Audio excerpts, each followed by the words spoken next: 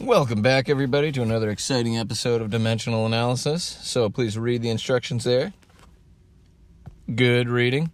So proportions we can use to solve if we have proportional relationships. Like duh, right? The key is to setting up it the same on both sides. So that's why I said read that again. All right, we want to make sure we set up the second fraction the same way with the same types of things on the top and bottom of the vinculum as on each side. So first we got to decide, do I want height over shadow or the shadow over the actual height? So, you think about that, make your decision. It doesn't matter which one you pick. I picked height over shadow. So 1.5 is the actual height, 2 feet is the shadow height. So on the other side, I better set it up so that I have height on the top and shadow on the bottom. Since the thing I don't know is the height, but I know the 18-foot shadow, I've set it up thus. My unknown is my variable. Now we cross multiply and solve. So doing so gives me that, which gives me that.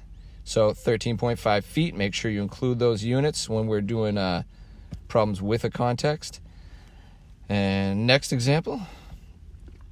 So we got to decide. I have decided to go with minutes over miles because it kind of is like minutes per mile, miles per hour.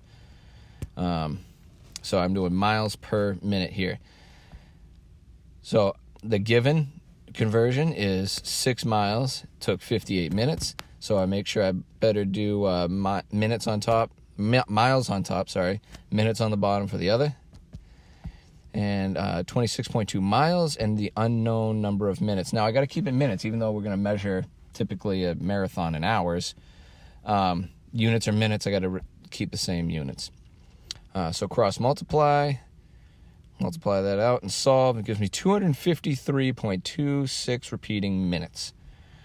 We could stick with minutes unless this question specifically asks.